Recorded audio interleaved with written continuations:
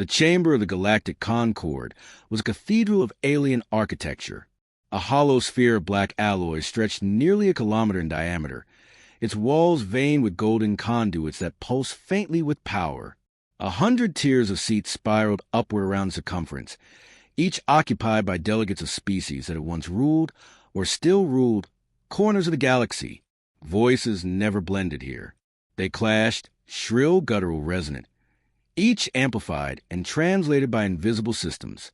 Yet when the Ravcon's sovereign rose, the tumult bled into silence. He towered above his dais, reptilian hide gleaming under the red dwarf's filtered light.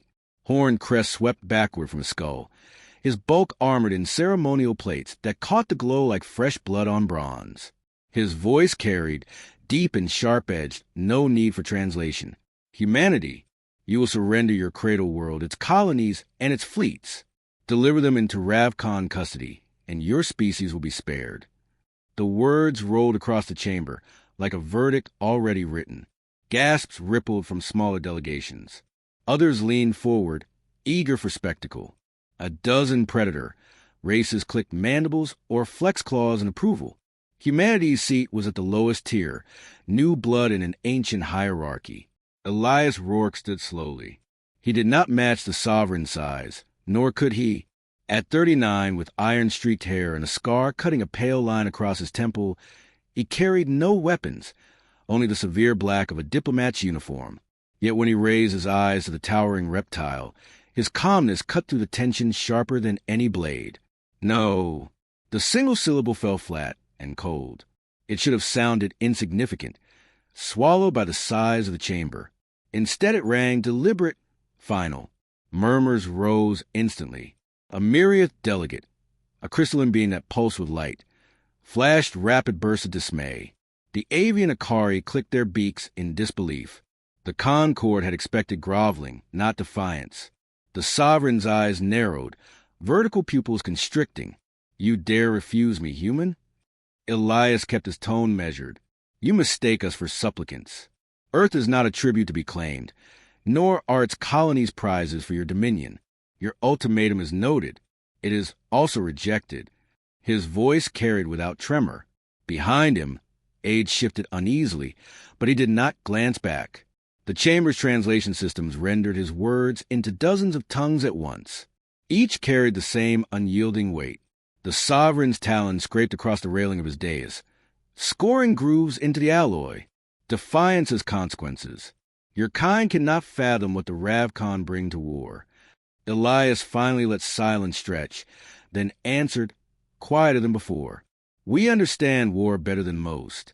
We buried it in our bones long before the stars ever saw us.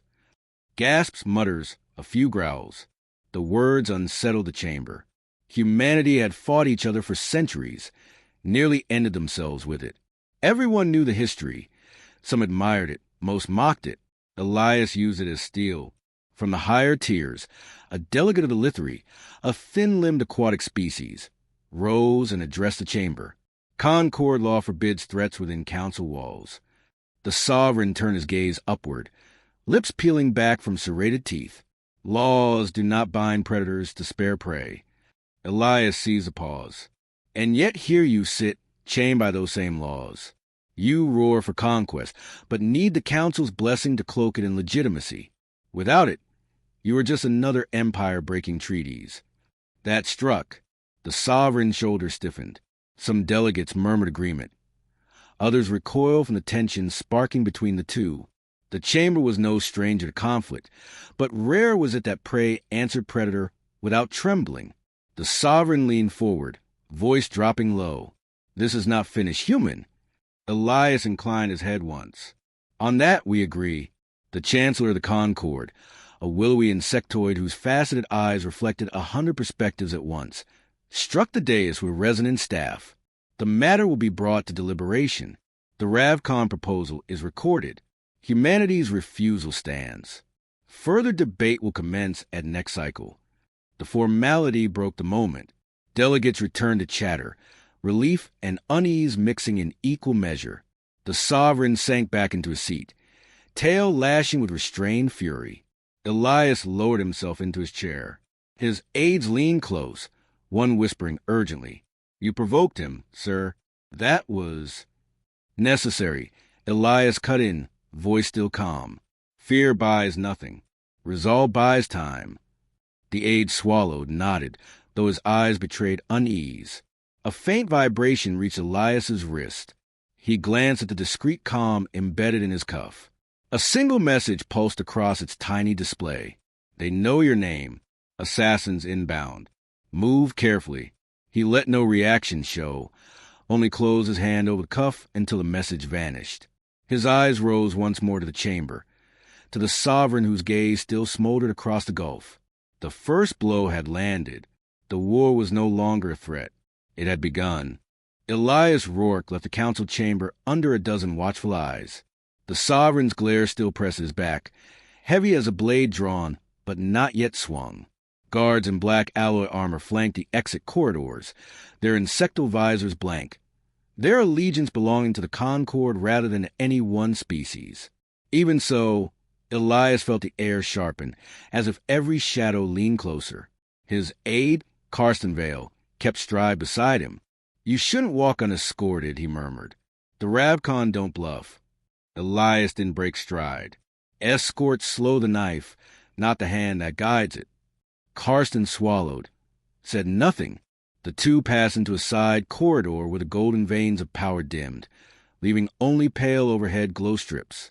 Beyond lay the delegates' private quarters. Elias entered his assigned suite, sparse, utilitarian, walls of brush metal with only a single viewport showing the red dwarf's ruddy light. He scanned once, slow, too quiet. He turned to Carson. "Leave the door unlocked. Make it look careless." Karsten's eyes widened. "Sir." "Do it." Carson obeyed, uneasily retreating toward his own chamber. The door hissed shut. Silence fell, thick and patient. Elias set his jacket across the chair, loosened his collar, and waited. The attack came 20 minutes later. A whisper of air, faint shift of pressure. Elias moved as if to pour a drink. His reflection in the viewport caught the flicker, something detaching from the ceiling vent. He stepped aside. The blade meant for his throat sliced empty air, sparking against steel. The assassin landed without sound, tall, jointed wrong, chitin gleaming obsidian, eyes like beads of oil. Its weapon curved, single-edged, glistening with venom. Elias let his body remember what he'd buried, years in shadow wars, long before diplomacy. His hands moved with brutal efficiency.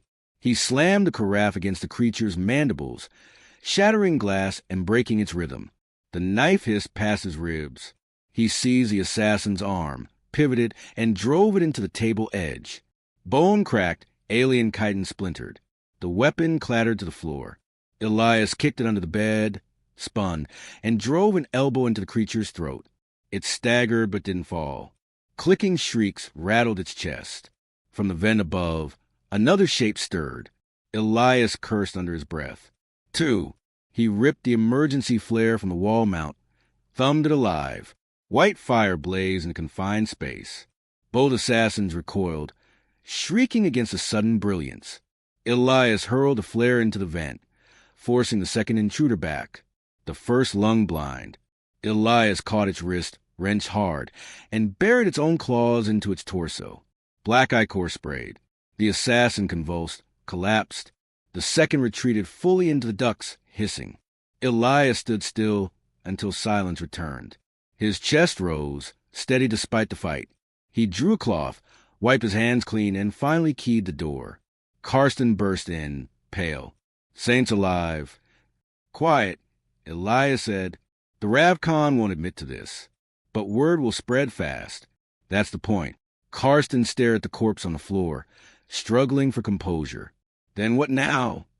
"Now we move before they do." Hours later, Elias walked the shadowed arcades of the lower tiers, far from the opulence of the main chamber. Here the air smelled of coolant and ion grease. Traders from minor worlds clustered in quiet alcoves, their voices hushed. These were not powers of the Concord. They were the overlooked, the ones the Ravcon had enslaved or threatened in ages past. Elias approached a trio of slender-thread delegates, their eyes like pools of mercury. They tensed at his presence but didn't retreat. I know it was tried tonight, Elias said softly, and I know it wasn't the first. How many of your kin have vanished under Dominion claws? One of them hissed low. Too many, yet the Council listens only when the Dominion speaks. Then let them listen to us together, Elias said. They believe humanity alone, but they can't ignore a chorus. The Thren exchanged glances. One inclined its head, wary but interested. What do you want from us, human? Testimony. Records. Proof of Dominion excesses. Bring it to me, and I'll bring it before the chamber. If I fall, the evidence falls with me. If I stand, it will be their chains. The Thren's eyes darkened like stormwater. Dangerous words. Freedom always is. The three vanished back into the alleys. Elias exhaled, slow. One seed planted. Dozens more needed. When Elias returned to his suite, a coded file waited, slipped through secure channels. He opened it. A grainy projection unfolded across the table. Dominion warships descending on an outlying colony. Civilians herded into transports. Chains flashing under floodlights. The recording ended with a Ravcon officer raising a claw in salute. Karsten watched over his shoulder. Horror plane. They've planned this for years. They're already moving, Elias murmured. And Earth is next. He leaned back, fingers steepled, mind racing through probabilities. The Concord would stall, debate, delay. The Ravcon would strike before the Council even finished deliberations. Elias tapped the comm and sent a secure pulse across subspace, an old intelligence channel buried in obsolete frequencies. His message was short, stripped to its bones. RAVN fleet moving. Defenses ready. Time short. The reply came seconds later. Terse and human. We're ready. Hold them off. Elias closed the channel. The faintest ghost of a smile tugging his mouth. Humanity had always been underestimated. They counted on that. He rose, looking once more at the corpse still sealed in stasis at the far corner of the suite. A warning, a reminder. The knives were already in motion. But so was he. The council chamber hummed with subdued energy when Elias Rourke stepped inside again. Word of the assassination attempt had traveled quickly, though no one spoke of it openly. Delegates avoided his gaze, some out of fear, others out of calculation. The Ravcon sovereign sat rigid, armored bulk gleaming like a monument to violence. His yellow eyes burned across the chamber, daring Elias to falter. Elias moved without hesitation to humanity's low-tier dais. His aides whispered about protocol, timing, the danger of speaking so soon. He silenced them with a raised hand. His presence here was message enough. If he cowered, humanity's fate was sealed. The Chancellor called for deliberation. The Ravcon delegate rose first, his forked tongue flicking between words. The human refusal demonstrates arrogance.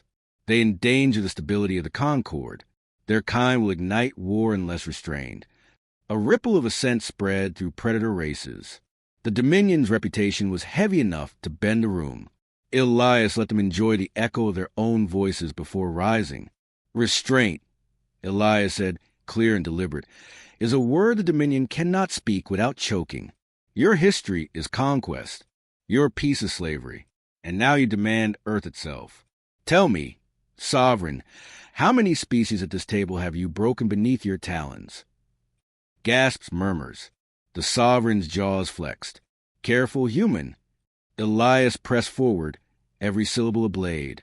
No, careful is what kept you unchallenged. You enslave, you devour, you silence. But not us, not Earth. He let the chamber settle before continuing. Do you all forget what humanity endured before we ever touched the stars? We turned weapons meant to end our species against each other for centuries. We rebuilt from ash more times than history remembers. We faced extinction by our own hand and still climbed high enough to stand here. You think the Dominion frightens us? You are late. Fear has already been burned out of us. The chamber shifted. Some delegates, oppressed races that rarely spoke, watched him with sudden intensity. The Sovereign's glare was venomous, but Elias pressed on. You want to claim us unworthy of Concord membership.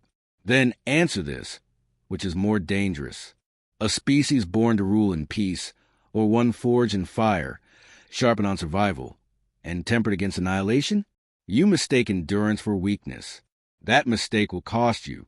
The Chancellor struck the staff to restore order. Enough. Proposals will be weighed at cycle's end. But the tide had tilted. Whispers spread among the smaller delegations. Furtive nods exchanged. Elias sat again, pulse steady, though the weight pressing against his chest was immense. He had not won allies yet, but he had cracked the silence. Later, in the private strategy chamber, Karsten slammed the datapad on the table. You just painted a target on Earth's back. Do you realize what you did?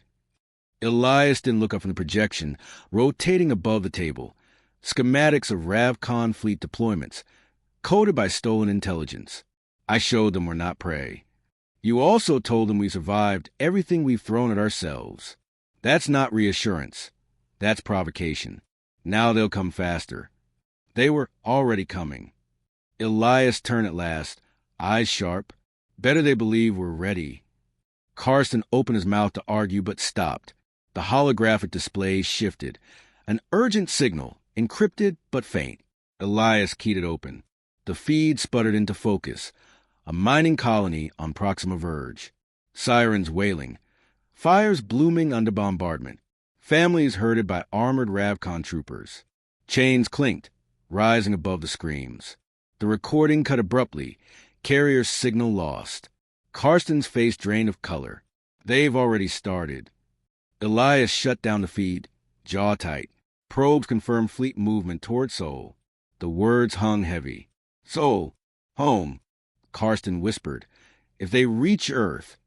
They won't, Elias said, though his tone carried no certainty, only steel. That night, Elias convened with a cluster of minor delegates in the shadowed halls beneath the council. The Thren, the Lithri, two fractured remnants of species barely holding sovereignty. All had once been prey. All had scars of Dominion cruelty. You saw Proxima Verge, Elias told them, voice low but unyielding. That's your past. It will be our future, unless we stand together. The Lithri ambassador's gills fluttered anxiously. The Concord hesitates to act. The Dominion holds too much sway. Then make them choose, Elias pressed. Give me your records, your testimony, your proof. I'll force the council to see the Dominion's true face. The Thren's mercury eyes glimmered. And if the council does nothing, then humanity fights alone, Elias said. But at least the galaxy will know the truth before the first shot reaches Earth. Silence stretched. Finally, the Thren inclined its head, slow, deliberate. One by one, the others followed. Not an alliance, not yet, but an understanding. Hours later, Elias sat alone in his quarters, the red dwarf's dim light spilling through the viewport. He replayed Proxima Verge, frame by frame. Chains, fires, children stumbling in ash. He forced himself to watch every second, carving it into memory. The council would not move without proof sharpened to a weapon. He would carry it in his voice, in his eyes, until no one could look away. The calm pulsed. Another secure message. He opened it. Fleet confirmed. Ravcon warships en route. Estimated arrival, 5 cycles. Elias exhaled once, slow. 5 cycles. Barely enough time to prepare, not nearly enough to win. Yet the thought steadied him. Humanity had never been given enough time. They had always fought anyway. Karsten entered quietly, carrying 2 mugs of bitter stimsaf. 5 cycles, he said, setting one down. That's nothing. It's everything we need, Elias replied. Karsten studied him, uncertain. You actually believe that? Elias met his eyes. I don't have the luxury of doubt. Neither does Earth. He turned back to the viewport, where the dwarf star bled its light across the chamber. Behind that light, fleets moved like sharks circling water already stained. The weight of worlds pressed against his shoulders, heavier than ever, and still Elias Rourke stood straight. The council chamber opened under stormlight, not from weather. Eric Vale never knew weather, but from the tension humming in its veins. Word of Proxima Verge's fall had reached every delegation. Images leaked, some authentic, others embellished, all of them enough to shake the chamber. The Ravkan sovereign sat taller than ever, his plates polished to a burnished gleam, as if conquest itself were armor. Elias Rourke entered alone. His aides waited outside. This was his battlefield now, not theirs. He carried no weapon, only a small datasphere pulsing faintly in his hand. The Chancellor raised the staff. The floor recognized his humanity. Elias set the sphere on the central dais. It unfolded in silence, casting light across the chamber. The recording played, Ravkan ships descending, plasma fire scorching colonies. Families herded in chains. The cries filled the chamber until no voice dared interrupt. The recording ended on silence more accusing than words. Elias's voice cut into it, level and hard. Proxima Verge. A Concord-recognized colony. Attacked without declaration. Civilians enslaved. This is the Dominion's law. The Dominion's peace. The Sovereign rose slowly, scales catching the red dwarf's glow. Lies! Fabricated by desperate prey. Elias met his gaze. Then refuted. Explain the ships bearing your crest, the chains marked with your sigil. Explain why survivors smuggled this recording through channels older than your Dominion. Murmurs broke through. Smaller delegations stirred. The Lithri ambassador rose, trembling but firm. The evidence is clear. We have seen the same on our worlds. The Sovereign's claws raked his dais. Sparks dancing. This is slander.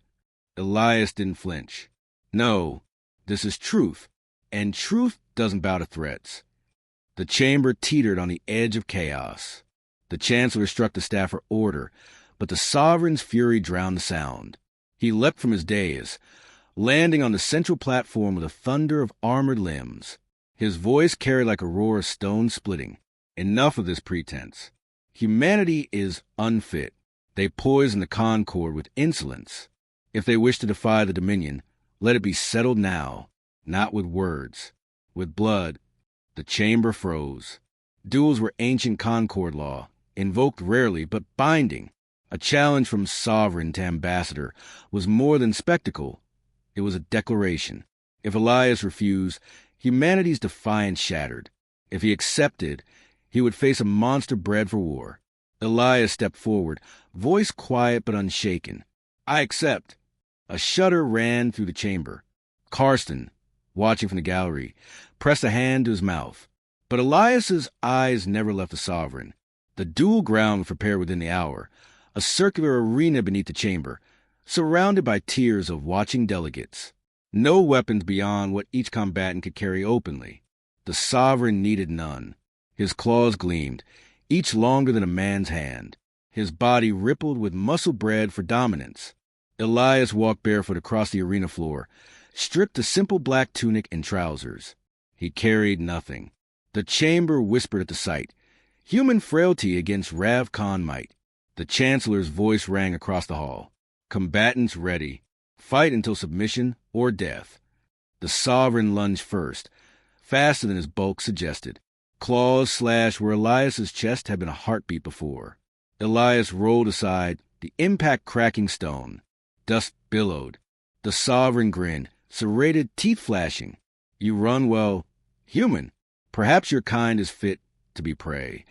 Elias circled, eyes tracking every shift of scale and muscle. He spoke evenly, words pitched to carry. Prey doesn't learn. Prey doesn't adapt. The Sovereign struck again, overhead blow meant to cleave. Elias sidestepped, using the reptile's momentum to drive his elbow into the joint beneath the armored plate. A sick crack echoed. The Sovereign roared, staggering. The chamber erupted in gasps. Elias pressed the advantage. Not brute strength, precision. He targeted weak points. Behind the knees, beneath the arms, the softer plates at the throat. Each strike drew blood, small cuts compared to the monster's bulk, but accumulating. The Sovereign's fury mounted. He swung wild, claws gouging stone, tail smashing pillars. One strike caught Elias across the ribs, pain exploding white-hot. He staggered but did not fall. The Sovereign loomed above, jaws spreading. Die with honor, human. Elias's voice was ragged but sharp. I don't need honor. I need victory. He feigned collapse, drawing the sovereign's rush. At the last instant, Elias pivoted, seizing the fallen flare spear left as arena lighting. He jammed it upward with every ounce of strength. The sharpened end drove into the sovereign's exposed throat. The roar choked into gurgle. Blood sprayed black across the arena. The sovereign thrashed once, massive body shuddering, then crashed to the floor, shaking the ground. Silence consumed the chamber. Delegates stared, unable to process what they'd witnessed. A human, fragile, unarmed, had felled the Dominion's sovereign. Elias stood over the corpse, chest heaving, ribs burning with every breath. He let the silence stretch, then spoke, voice carrying iron through the chamber. Humanity does not kneel. The words echoed long after, filling the void left by the sovereign's death. The sovereign's corpse had not cooled before the chamber dissolved into chaos. Delegates shouted over one another, voices colliding like storms. Some cried for justice, others for vengeance, and many, terrified, called for retreat. No one dared look directly at Elias Rourke, though every eye flickered toward him in stolen glances. Elias stood alone at the arena center, ribs screaming with every breath. He did not raise his arms in triumph, nor bow to the chancellor's dais. He only waited, blood streaking his tunic, as though silence itself were his weapon. The chancellor descended slowly, staff trembling in hand. The duel is concluded. The sovereign is dead. Humanity stands victorious. The words cracked through the air like lightning. Some delegations erupted in fury. The Carrick's envoy slammed his tendrils against a railing. This cannot stand. A single human cannot unmake a sovereign. Elias finally spoke, voice steady despite the pain. It was not one human. It was all of us. I carried the will of my people, and I did not break. That is what your sovereign failed to understand. A hush spread. His words were not shouted, not cloaked in grand gestures, but they carried weight heavier than the body cooling at his feet. From the gallery, Karsten found his voice. The Concord has witnessed proof. Humanity is not prey, not vassals, equals. Murmurs shifted. Some still resisted, but others leaned forward, reassessing. The Lithri ambassador, frail, silver-eyed, rose trembling. Our worlds have suffered too. The Dominion's chains do not stop with one race. If humanity can defy them, perhaps so can we. The chancellor raised the staff for order, but Elias's gaze swept the chamber, cutting deep in the staff's hollow strike. This council must decide now. Will you continue bowing to a Dominion built on fear, or will you stand together? Humanity has chosen its answer. We will not kneel. Ever. His final word rang like a bell, reverberating off alloy and stone. Delegates stirred, uncertain, yet stirred nonetheless.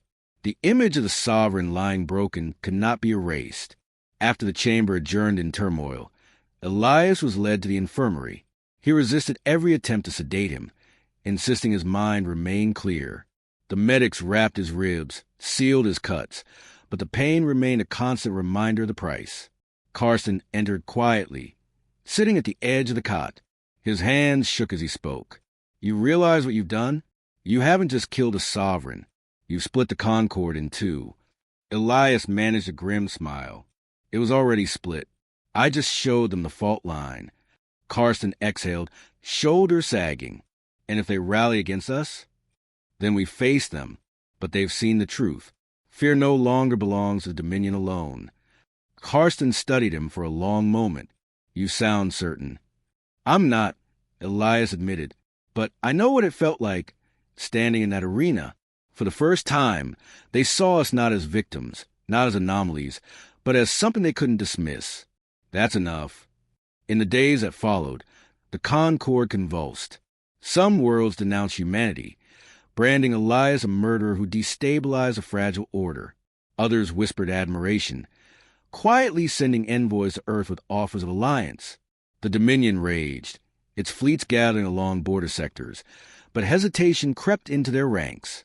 A sovereign had fallen, not to armies, but to a man who fought with nothing but resolve and cunning. In the quiet of his quarters, Elias recorded his report for Earth Command. His voice was measured, almost attached. The sovereign is dead. Humanity's position has shifted irreversibly. We will not be ignored nor easily subdued. The Concord is fracturing, but in that fracture lies opportunity. If we act with care, we may find allies where none existed before. If we falter, we may face war on a scale unseen in living memory. He paused, staring at the recorder. Then he added softly, words meant less for command than for history. What matters now is not that we fought, but that we endured. They expected fear. They received defiance. That is our weapon, sharper than steel. The council chamber reconvened one final time before Elias departed. The chancellor's voice shook as he read the proclamation. By law of duel and by witness of this concord, humanity is recognized not as prey nor subordinate, but sovereign among the stars. The Dominion contests, yet the law binds us. So recorded. A ripple of voices followed, anger, relief, disbelief. But the law was iron. Even the Dominion could not undo what had been sealed in the chamber's annals. Elias rose, every motion stiff with healing wounds. He scanned the assembly, letting his silence weigh before he spoke. Titles mean nothing without resolve. We did not come here seeking thrones or crowns. We came demanding dignity. That dignity we will keep, whether by law, by alliance, or by war, if forced upon us. Remember this when next you look upon a human. We are not the silence between your words. We are the iron in our voices. The chamber listened. No interruption daring cut through. Elias departed Aerith Vale aboard a modest diplomatic vessel. Karsten at his side. The stars stretched ahead, cold and endless, but no longer indifferent. Behind them, the Concord stirred in ways no one could predict. The Dominion seethed. Allies shifted, wars threatened, but the old order was broken. Karsten watched him, voice low. Do you think we made enemies of them all? Not all, Elias replied. Enough to test us. Enough to make us stronger. He leaned back, the weight of pain still sharp in his ribs, but his gaze fixed outward. Let them come. They've demanded war before. They'll find us ready. The vessel slipped into the dark, leaving Aerith Vale burning faint behind them. Humanity's path lay ahead, uncharted, perilous, but carved with defiance. Where once they were dismissed as fragile, they now walked with the shadow of a fallen sovereign at their back. The universe had demanded their submission. Humanity had answered in silence, in blood, and in iron.